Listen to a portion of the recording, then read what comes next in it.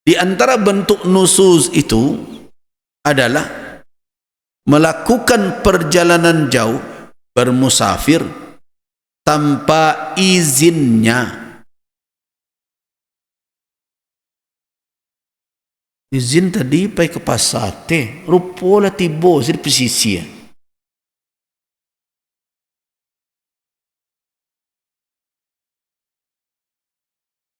Jadi wanita kalau hendak melakukan perjalanan jauh harus izin suaminya.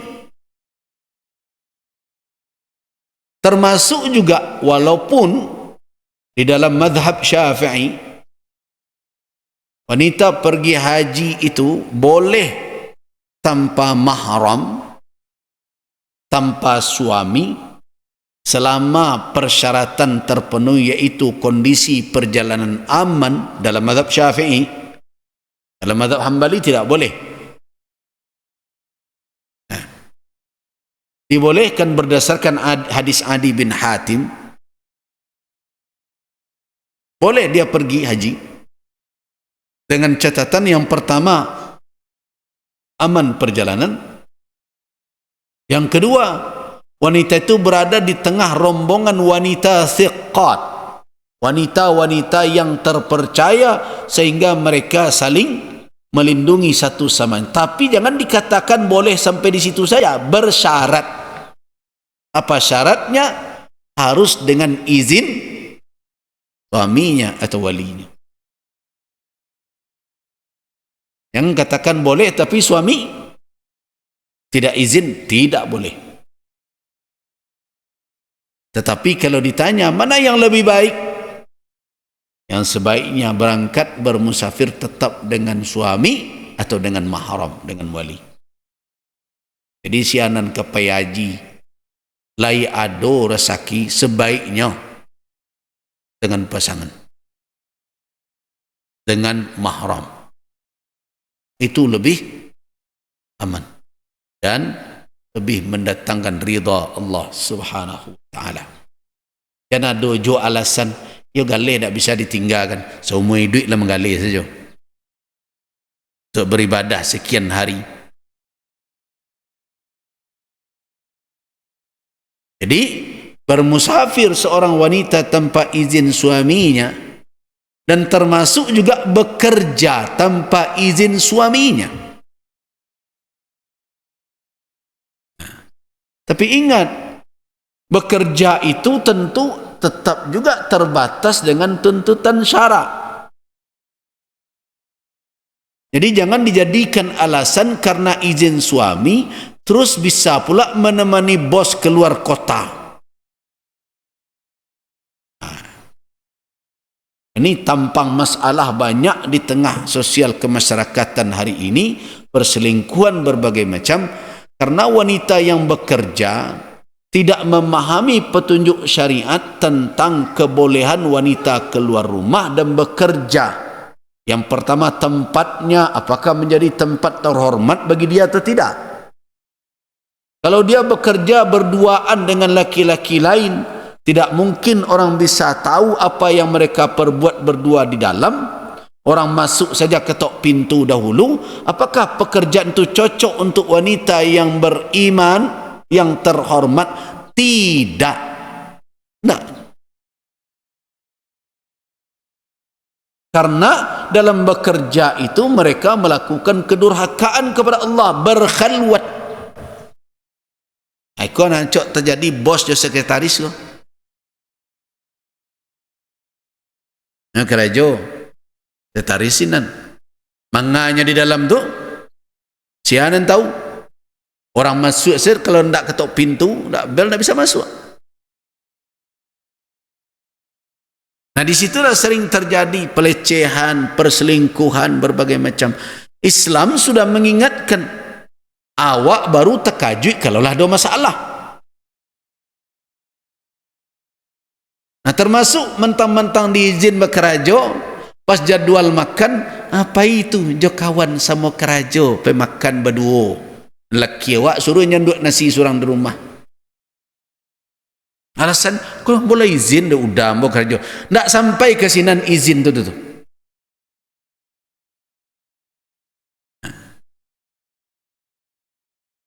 Kalau ingin menyelamatkan rumah tangga, patuhi tuntunan syarak. Nah, disitulah fitnah sering muncul.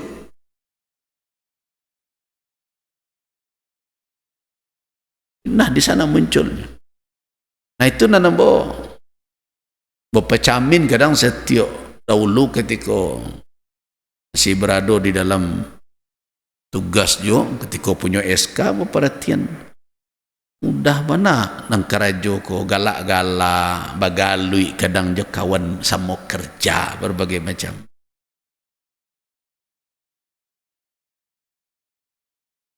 Kalau ada lo laki nang galak sebelum celik bini bagalik je orang kerajo tu laki andi jadi orang. Tak ada ghairah.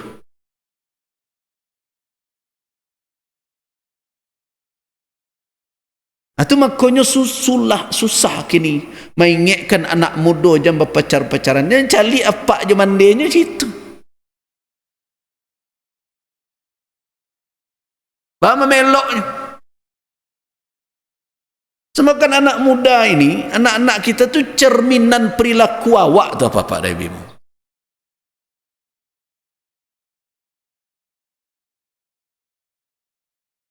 Kecil orang Minang, inti induknya uri anak.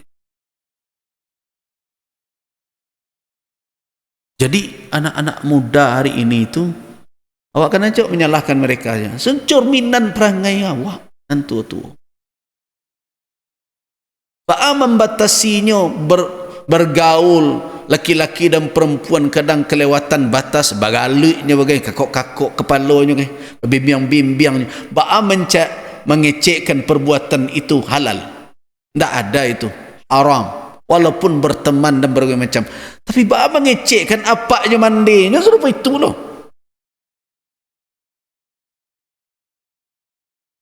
Kalau bakarajo, bagaliknya kawan sah. Mau tugas, dinas, galaknya. Jadi jangan katakan izin bekerja itu menyelamatkan dengan seluruh. Tidak ada batasan. Nah, apalagi kalau bekerja tanpa izin, itu durhaka. Kalau nanti tadi pai berdua dengan atasan, dengan kawan sekantor berduaan, di situ terjadi khalwat, apa nanti jadi orang tak tahu, itu nususkah? Iya, itu kedurhakaan. Bukan hanya mendurhakai suami, tapi juga mendurhakai Allah Subhanahu wa ta'ala.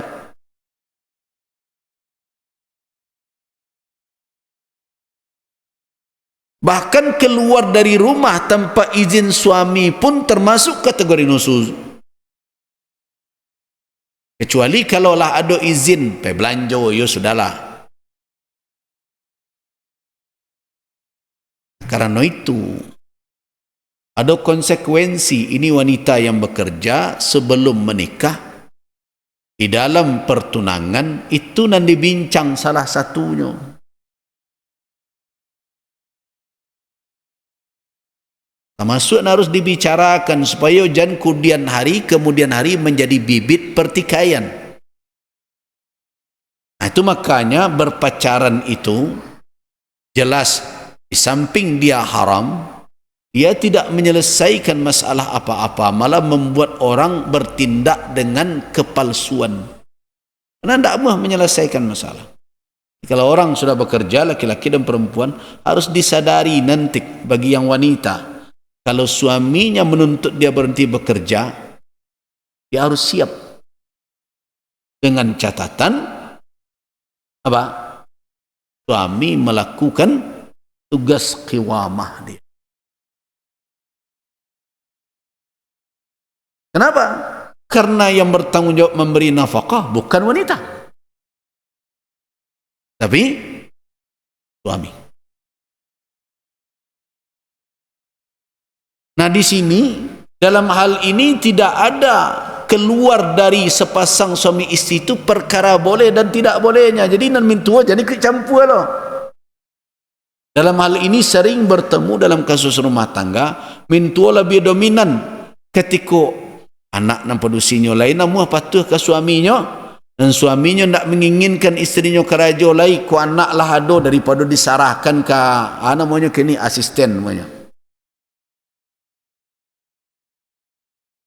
disarahkan ke situ, lebih baik awak yang mendidik.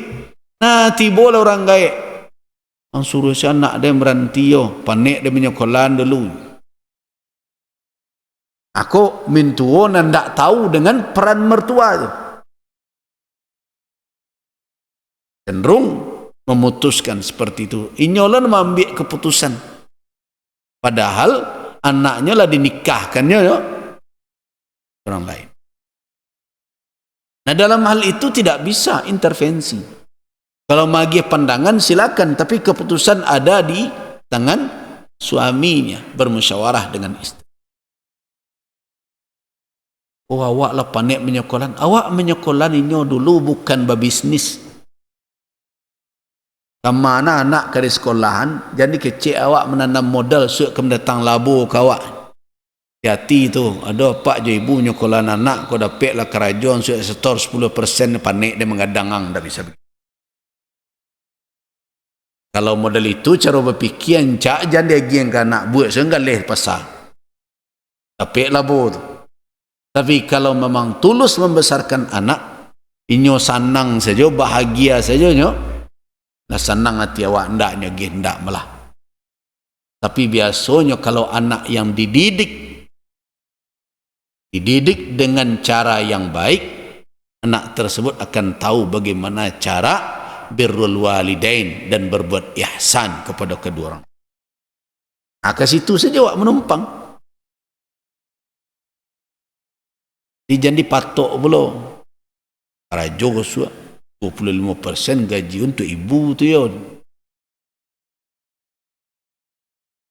Nah, jadi keluar bermusafir tanpa izin suami tidak boleh. Kemudian di antara bentuk uzur al-imtina' anis sakani ma'az zawji biduni uzrin masyru'. Tidak mau tinggal bersama suami tanpa uzur yang dipandang sah oleh syariat. Suami lah menyuruh di sekolah awak lai tinggal. Tapi nan isteri nak muah. Kenapa? Kerana rumah nan diuninya je bapaknya lebih rancak daripada disediakan dek laki. Itu dah uzur yang masyru' namanya itu. Apalagi kalau yang melarang itu apa? Keluarga pula. Yang kalau lah dinikahkan anak awak dengan orang, silakan dia menjalankan tanggungjawab. Bisa jadi hidup di awalnya terseok-seok, sama jo. Anak yang baru lahir kadang tak bisa berlari saja. Nah, ada kemampuan bantu. Tapi jangan dihalangi mereka untuk mandiri hidup berumah tangga. Sayang boleh, tapi sayang tu jangan merusak. Sayang itu hendaknya memperbaiki. Awak sayang awak acak merusak. Dek sayang kanak pedusi tak boleh bawa dek lakinya. Itu tak sayang namanya tu. Habis bini menantu waktu cik lah awak perlu nak neboh pilihan dulu. Jadi sebagai mertua perlu kita tahu kalau anak kita misalnya wanita seorang istri enggan untuk hidup bersama tinggal dengan suaminya tanpa alasan yang sah menurut syarak, itu bahagian dari nusuz. Kemudian yang terakhir bentuk nusuz itu al-mailu ila rajulin ghairi, condong ke laki-laki lain apapun dia dengan alasan bagaimanapun. Kalau dalam perkara pasangan lebih cenderung dia kepada laki-laki lain, itu wanita tersebut nusuz. Nah, itu nusuz wanita. Bagaimana dengan nusuz laki-laki? Yang pertama adalah laki-laki melakukan tindakan menyakiti dengan memukul. Tadi dalam Al-Quran kan ada memukul. Itu bukan pukulan idzaan menyakiti, tapi pukulan apa? Ta'diban, mendidik. Jadi itu bedanya. Dari sinilah kita tahu firman Allah Subhanahu wa taala, kalau wanita itu nusus, fa'idhuhunna, nasihati mereka, wahjuhunna, tidak mau sadar, tingkatkan, asingkan mereka di tempat tidur, jangan tidur dengan mereka, jauhkan, dan terakhir pukullah mereka. Apa makna pukul tadi itu? Apakah makna pukul itu idza, menyakiti? Tidak. Jadi jangan mengartikan pukul dipahami melampang, itu beda itu. Nabi sallallahu alaihi wasallam tahu laki-laki suka memukul wanita itu dalam bentuk idzaan, menyakiti. Nabi malah tidak menganjurkan wanita untuk mau menikah dengan dia. Ingat kan kisah wanita yang datang kepada Nabi bahwa dia telah dipinang oleh dua orang laki-laki. Yang pertama Abu Jahmin, yang kedua adalah Muawiyah. Apa kata Nabi? Amma Abu Jahm fala. Kata Nabi, Abu Jaham jangan, tak usah terima. Kenapa? La yarfa'u asahu min atiqih. Tak pernah turunkan tungkek dari pundaknya, siap memukul kapan saja. Tungkek orang kalau disiko kan tiuk sebentar. Nah, makanya Nabi tidak restui, jangan.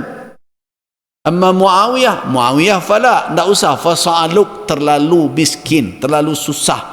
Wanita ini tak terbiasa hidup. Nabi arahkan kalau begitu, sudahlah, Usamah saja. Jadi artinya apa? Makna wadribuhunna, pukullah mereka, jangan difahami maknanya adalah memukul dalam makna idzaan, menyakiti. Nah, berarti kalau begitu berarti pukulan ini bermacam pula. Iya, pukulan tidak satu. Ada pukulan dalam bentuk idzaan, menyakiti, ada pukulan dalam bentuk ta'diban, mendidik. Jadi yang disuruh oleh Al-Quran adalah darba' mu'addibah, yaitu pukulan yang mendidik. Nah, tapi kalau sampai kepada pukulan idzaan, menyakiti, berarti laki-laki mendurhaka kepada Allah, tidak menjalankan qiyamah, padahal dia disuruh melakukan himayah, perlindungan dan terbiyah kepada istrinya. Itu nusus namanya. Itu kalau laki-laki nusus, baca roh kami. Kalau sudah sampai ke tingkat ini, wanita berhak untuk mengadu ke pihak yang berwenang. Datangnya ke pengadilan, timbang masalahnya, boleh ditangani kuah buktinya. Hijau-hijau kali yo ko hijau kena tanpa ndak hijau dek karena lepon siti kan ndak kena. Ya, bukti ini. Nah, itu adalah nusus az-zauj. Kemudian yang kedua adalah as-sab was-satam wal ihana. Itu memakinya, merendahkannya. Itu nusus.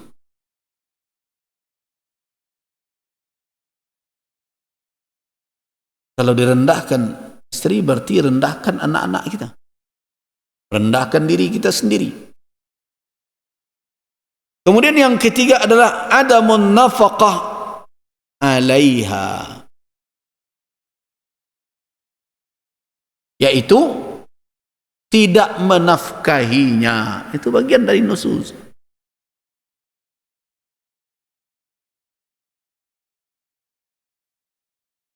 Tidak menafkahinya. Kemudian berikutnya yang terakhir adalah kecenderungan kepada yang lain yang bukan istri, atau tidak berlaku adil antar sesama istri bagi yang lebih beristri dari satu.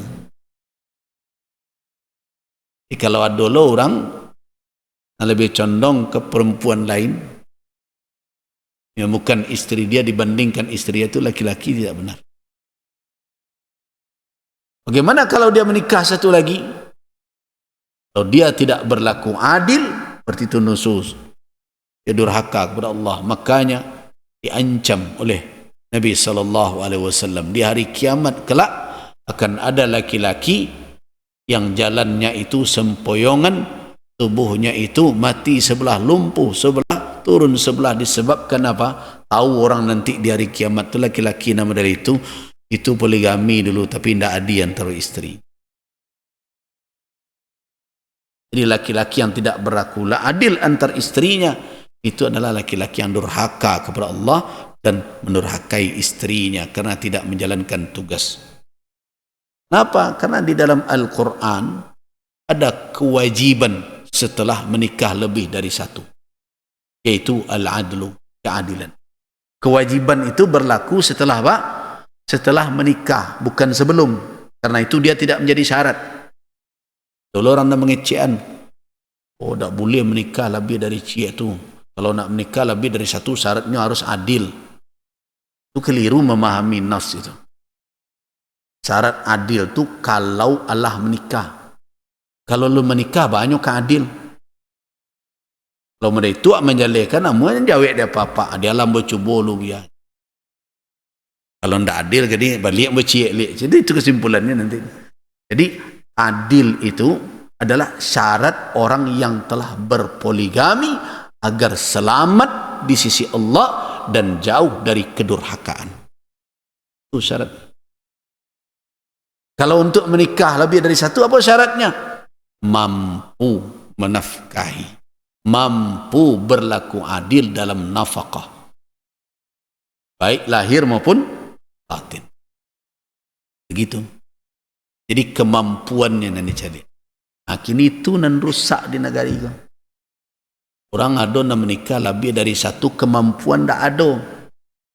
Membelanjui surang saja lah tak sanggup. Surang istri lah. Tenyayo dia. Itu tambah cik lah. Itu tambah lo produksi surang lain tenyayo di tengahnya. Jadi karena itu, kalau dia sendiri istrinya, dia tidak boleh ada kecenderungan ke wanita lain. Karena itu yang lain bukan istri dia. Apalagi sampai ada pakai selingkuhan segala. Itu jelas, itu laki-laki nusus. Dengan alasan seperti itu, maka jelas yang wanita punya hakkah untuk meminta keadilan. Tidak durhaka lo produksi kalau nyo minta keadilan ke pengadilan karena perilaku suami seperti itu. Tidak. Makanya di awal nikah itu ada irat ta'liq itu begitu. Supaya menghindarkan laki-laki jangan sampai melakukan tindakan yang mendurhaka kepada Allah, mendurhaka kepada tugas-tugasnya. Jadi intinya apa? Walaupun yang tersebut di dalam ayat ini adalah nususnya wanita, tetapi laki-laki juga bisa menerima akibat yang sama. Walaupun wanita tidak bisa menjatuhkan talak, tapi wanita punya hak untuk meminta keadilan kepada pemimpin, kepada yang diberikan hak kewenangan untuk meletakkan hukum dengan adil. Allahu a'lam.